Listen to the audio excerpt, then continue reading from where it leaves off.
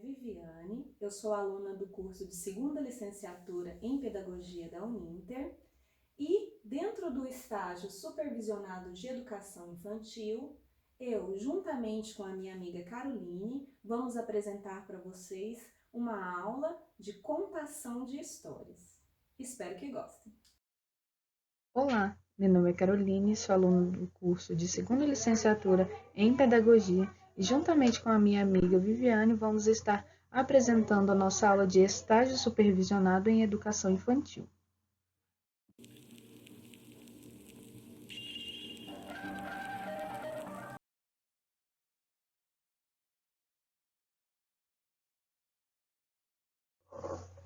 O bicho folharal. A onça andava doidinha para pegar o coelho. Mas coelho, vocês sabem, é um bichinho esperto mesmo. Não dava chance para a onça. Sempre arrumava um jeito de escapar. A onça viu que com o danadinho não adiantava força. Precisava de um plano. Ela não era lá muito sabida, mas conseguiu ter uma ideia. Foi para o meio da estrada e... tum! Jogou-se no chão, fingindo que tinha tido um piripaque. E lá ficou esticadinha, de boca aberta e olhos fechados, só com uma frestinha para espiar se o coelho chegava. Os bichos da floresta foram chegando, espiando, de longe. A fingida da onça nem se mexia, parecia mesmo mortinha. Logo correu a notícia entre a bicharada. A onça morreu! A onça morreu! Estamos livres dessa fera! Quando o coelho ouviu a notícia, quis logo ver se era mesmo verdade. Correu para lá, mas não muito perto, para poder escapar se precisasse. Dali ele viu a onça, deitada, durinha. Então perguntou em voz alta: "Vocês têm certeza que ela está morta?" "Ah, deve estar", responderam os bichos. "Já faz um tempão que ela está aí esticada sem se mexer." "Mas ela já espirrou?" continuou o coelho. "Espirrou? Não, ninguém ouviu ela espirrar. Por quê?" "Porque meu avô, que é muito sábio, disse que onça, quando morre, dá 3 espirros." A onça bobona ouviu aquilo e mais que depressa deu 3 espirros. Atim! Atim! Atim!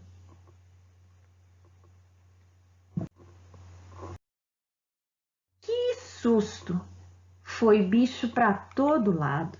Fugiram todos correndo, enquanto o coelho gritava: "Mas que tola você é, dona onça! Onde já se viu morto espirrar?" E zapt, escapou para bem longe. A onça não teve escolha, a não ser se levantar bem sem graça, mas jurou vingança. Ela ia pegar aquele espertinho. Resolveu então deixar o coelho com sede, um jeito de conseguir pegá-lo. Era um tempo de seca e o único lugar em que ainda havia água era uma lagoa. Ali, a onça ficou montando guarda. O coelho, mais hora menos hora, tinha que aparecer. E a fera não deixava a beira da lagoa. Passou o dia e a noite esperando. O coelho foi aguentando a sede, mas uma hora não aguentou mais. Já estava ficando fraquinho. Como ele podia chegar à lagoa sem ser visto? Era preciso enganar a onça de novo. Sabem como? Dessa vez, ele se lambuzou de mel e rolou no meio das folhas secas. As folhas grudaram nele e ele ficou parecendo um bicho de outro mundo. Muito esquisito mesmo. Assim, disfarçado, o esperto coelho foi chegando para a beira da lagoa. A onça estranhou. "Quem é você?"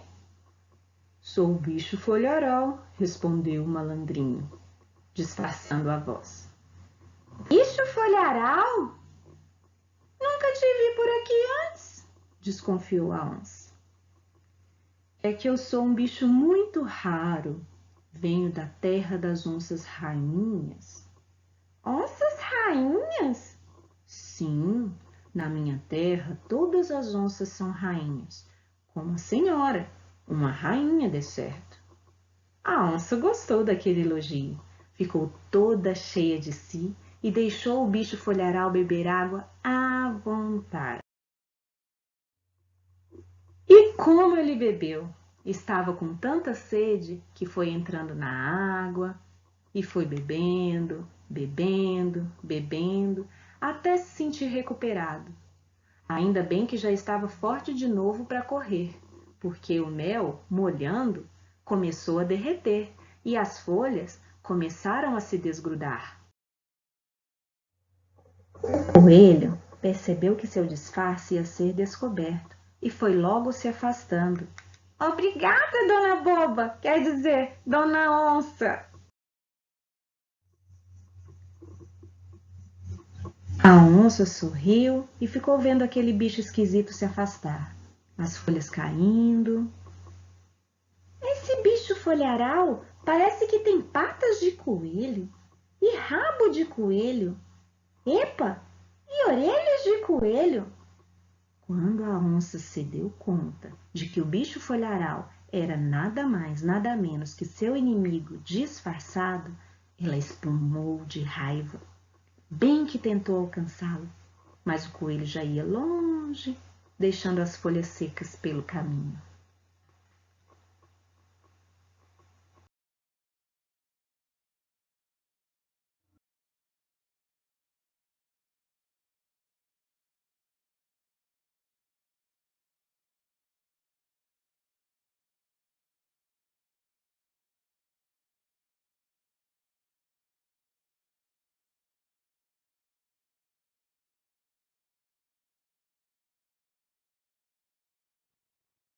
A Iara.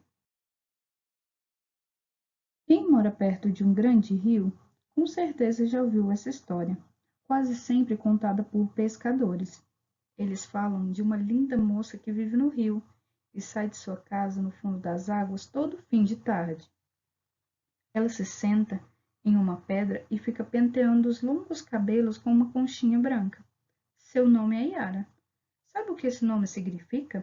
Iara quer dizer Senhora das Águas. Dizem que a Iara é metade mulher e metade peixe. Ela só tem a parte de cima do corpo de uma moça. Da cintura para baixo tem corpo de peixe. E é por isso que não anda por aí. Vive no rio e só sai de dentro d'água por algumas horas. Passa o tempo se olhando no espelho das águas e cantando. Tem uma voz linda que ecoa pela floresta e pode ser ouvida de longe. Quem já ouviu seu canto diz que é muito bonito, tão bonito que enfeitiça as pessoas.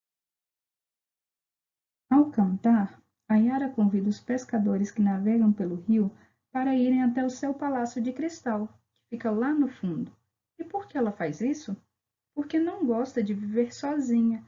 Os homens ficam tão encantados que aceitam o convite e pulam da canoa, mergulhando na água.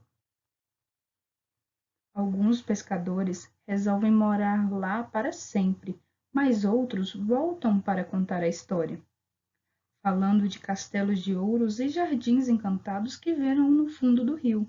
Os que voltam aconselham os outros a ficarem longe do rio na hora do pôr do sol. Olha lá, amigo, a Iara pode querer levar você para o palácio dela, avisam alguns. Ninguém sabe ao certo de onde veio a Iara. Os pescadores mais velhos que ainda moram perto do rio contam que ela era uma indiazinha muito bonita. Gostavam de andar pela floresta e brincar com tartarugas e peixinhos na beira da água, mas um dia acabou se perdendo. À noite, sem saber voltar para a aldeia e com medo da escuridão na floresta, mergulhou no rio e por lá ficou, transformando-se em metade peixe e metade moça. Contam que certa vez, quando o sol já estava quase desaparecendo e o céu ficando dourado, um jovem índio ouviu de longe um canto maravilhoso. Ele foi seguindo o som daquela voz por entre as árvores, afastando os galhos e folhagens para conseguir andar. Mas ao se aproximar do rio, encontrou a Yara. Ela cantava, cantava e sorria para ele. Como é linda, ele pensou. Tinha os cabelos enfeitados com pequeninas e delicadas flores azuis. Estava sentada na areia branca da margem do rio, debaixo de uma árvore. Imediatamente o jovem ficou apaixonado pela beleza da Yara. Percebendo que já anoitecia, voltou correndo para a aldeia, mas não conseguia esquecer aquela doce voz. No pôr do sol seguinte, resolveu voltar ao local para procurar pela Yara. Lá estava ela mais uma vez, saindo do meio da água, linda como sempre. Encantado, o índiozinho mergulhou de mãos dadas com a Yara e nadou até o Palácio de Cristal.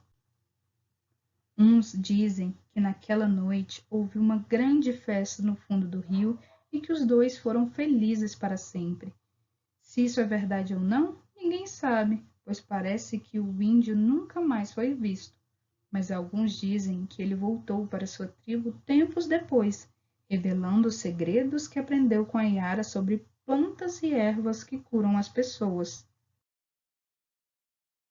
Até hoje, alguns pescadores contam que nas noites de luar é possível ver nas margens do rio a sombra de uma moça cantando. Ao seu lado, também se vê o vulto de um rapaz. Por isso, eles acreditam que a Yara permanece nas águas e continua a surgir e a encantar pessoas quem passa por lá. Dizem que ela é guardiã dos rios. Cuida das plantas e flores que vivem na água, que servem de alimento para os peixes e tartarugas. Por isso, também a chamam de Mãe d'Água.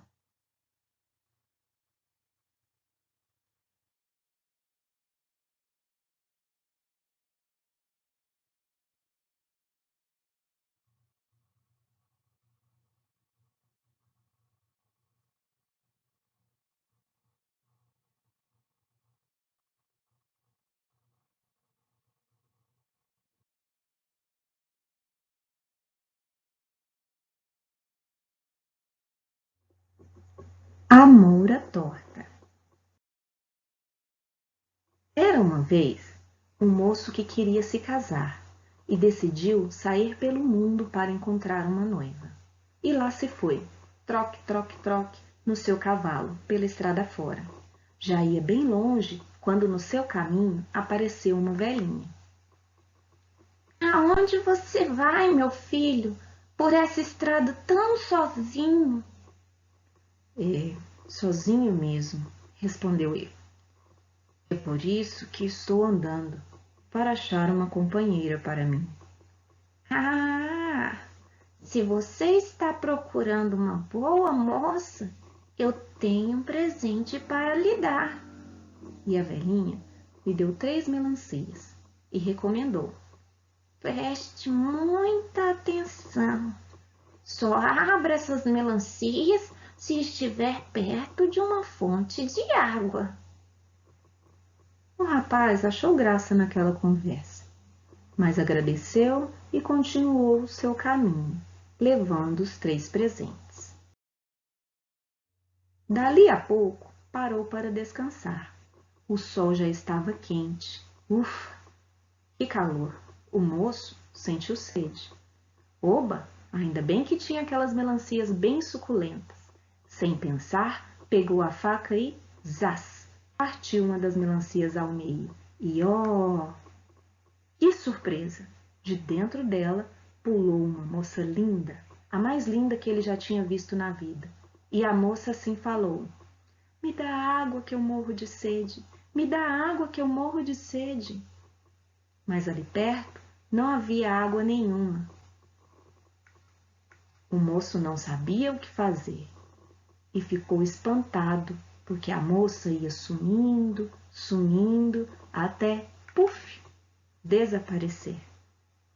Puxa vida, o que eu fui fazer? Não levei a sério o presente da velhinha. Chateado, pegou seu cavalo, as 2 melancias e continuou o caminho. Trota que trota, trota que trota. Parou para descansar. Desceu do cavalo, procurou uma sombra e deu uma cochiladinha. Acordou com sede e, ainda meio dormindo, zás! Abriu a 2ª melancia. Ai, que descuido! Pois não é que da melancia pulou outra moça, mais linda ainda, pedindo água? Dona moça, espere, eu vou procurar água para você, suplicou ele. Não dava tempo. A moça foi sumindo, sumindo e, puf, desapareceu. O moço ficou desolado, mas agora não havia o que fazer. Quer dizer, havia sim. Ele tinha que prestar mais atenção ao que fazia. E assim foi. Continuou o caminho e só parou quando viu uma fonte de águas claras, fresquinhas, à sombra de uma árvore. A fonte jorrava e formava um pequeno riacho, rodeado de pedras, um lugar fresquinho e agradável. O rapaz desceu do cavalo, sentou-se à beira da fonte e, zás, abriu a 3ª melancia. E de dentro dela surgiu uma 3ª moça, ainda mais linda, de longos cabelos cor de ouro. Me dê água que morro de sede, me dê água que morro de sede, pediu ela. Ah, desta vez ele estava preparado. Com sua canequinha, deu-lhe água da fonte, que ela bebeu, bebeu à vontade. O moço ficou encantado com a beleza e a graça da moça e pediu em casamento. Você me libertou do meu encanto e me salvou, disse ela. É claro que eu quero me casar com você.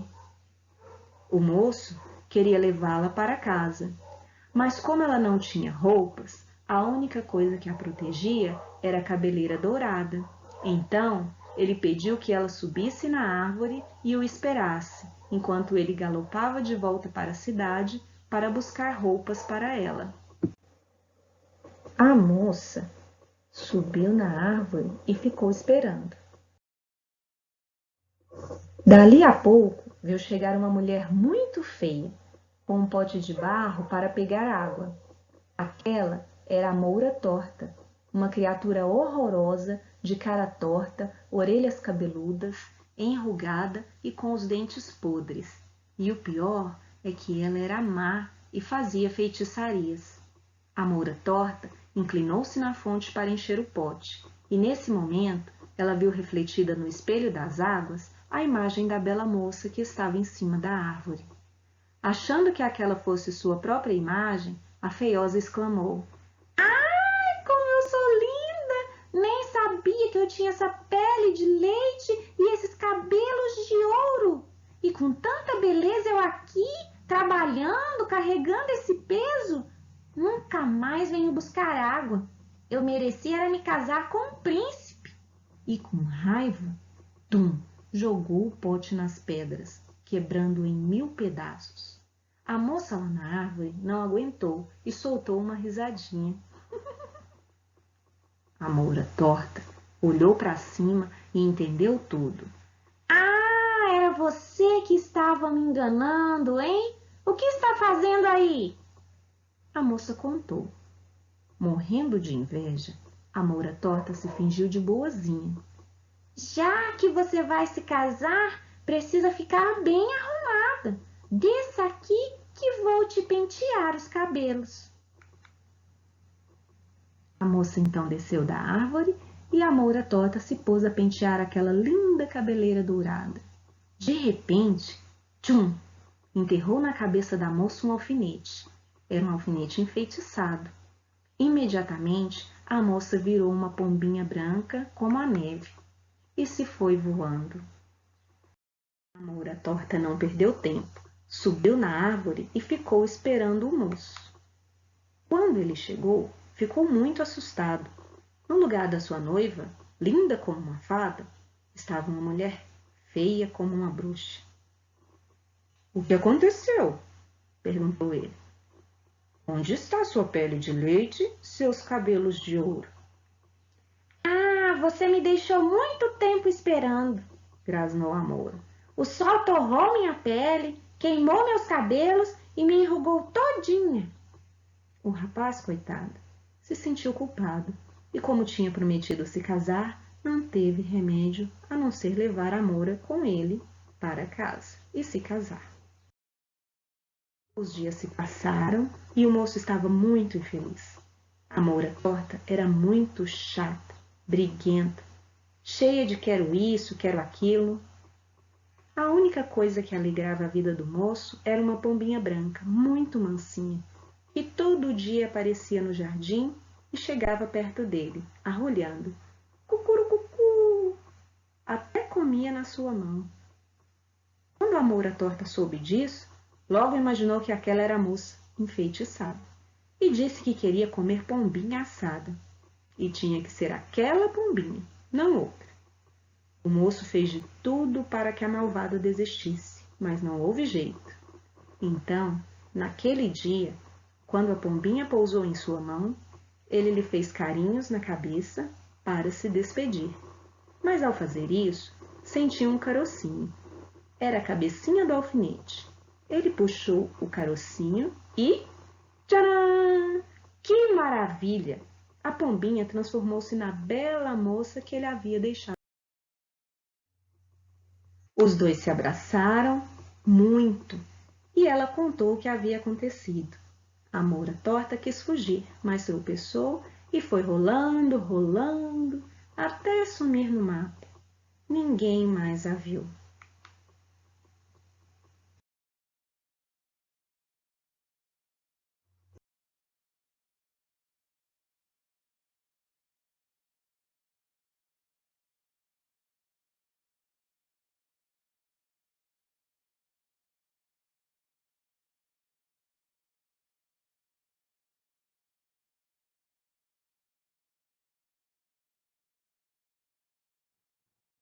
As Aventuras de Pedro Salazartes. Pedro Salazartes vivia fazendo suas travessuras, pregando peças em todo o mundo. Um dia, seus amigos lhe contaram de uma ovelha muito rica, mas muito pão dura, que morava num sítio afastado da cidade. Ela não dá nem bom dia, disse um. A velha tem galinhas, porcos, uma bela horta, mas não dá nenhuma cebola podre para ninguém, reclamou o outro. Ah, mas para mim ela vai dar, desafiou Pedro Salazartes. Querem apostar? Apostamos, responderam os amigos. Olha, que você não vai ganhar nada com essa unha de fome. Podem deixar, que eu dou um jeito naquela velha muquirana, garantiu o espertinho. E bolou um plano. Arrumou uma panelinha, foi para a beira do rio e escolheu uma pedra bem bonita. Lavou-a bem lavadinha, encheu a panela de água e lá foi ele, para o sítio da velha. Bem na frente da porteira, ele fez uma fogueirinha com alguns gravetos e pôs a pedra para cozinhar na panela. A velha, lá da casa dela, ficou curiosa. O que será que aquele homem está cozinhando? Dali a pouco, saiu e foi ver. O que o senhor está cozinhando aí, seu moço? Parece uma pedra. É pedra mesmo. Estou fazendo uma sopa de pedra. A senhora nunca tomou? Sopa de pedra? Estranhou ela. Nunca tomei. Nem sabia que existia. É bom? Ah, deixando cozinhar bem, é uma delícia. Só que na verdade ela fica boa mesmo, é com uns temperos. Uma cebola, uma salsinha, mas eu não achei para comprar. A velha ficou interessada. Se a sopa de pedra era bom, nossa, que economia ia fazer. Tinha montes de pedra no seu quintal.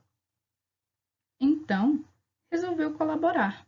Bem, se é o que falta é temperos, eu posso lhe dar. Então aproveita e também traz um pouquinho de sal. E alho? Pediu o malandro.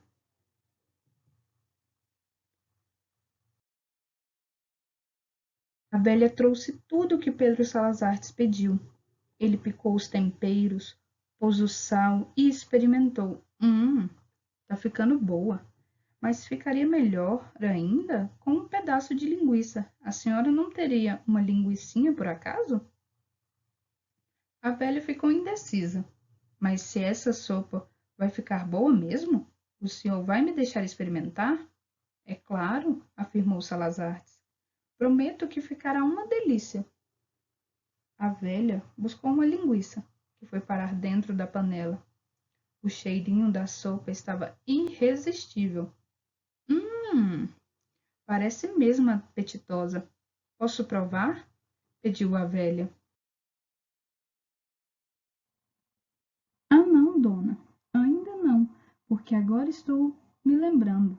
Para essa sopa ficar boa, mas boa mesmo, preciso pôr umas batatas e umas cenouras. Se a senhora tiver umas vagens, aí sim essa sopa fica divina. A mulher, com tanta vontade de saber como era aquela sopa, foi logo tratando de arrumar todos os legumes que tinha. E Salazartes, só enchendo a panela. Vendo que já tinha tudo o que queria, pediu à velha que trouxesse 2 pratos e colheres. Depois apagou o fogo e serviu a sopa para os 2, mas deixou a pedra na panela. Mas, moço, e a pedra? Nós não vamos comer? Comer pedra, dona? A senhora tem dentes de ferro? Eu não tenho. A pedra eu guardo para poder fazer outra sopa, num outro dia. E foi assim que Salazartes ganhou a aposta. Dizem que quando Pedro Salazartes morreu, quis ir para o céu. Chegando lá, bateu na porta e São Pedro, o chaveiro do céu, veio lhe atender, mas não quis deixar Salazartes entrar.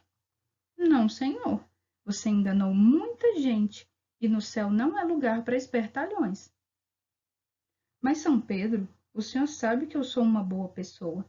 Me deixe ficar. Não, não é possível, sinto muito. Mas Pedro Salazartes não desistiu.